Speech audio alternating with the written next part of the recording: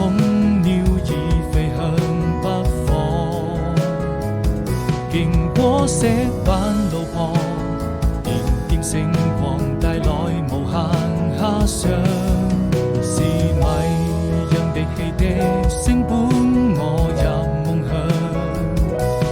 風沙在作響，輕輕哼唱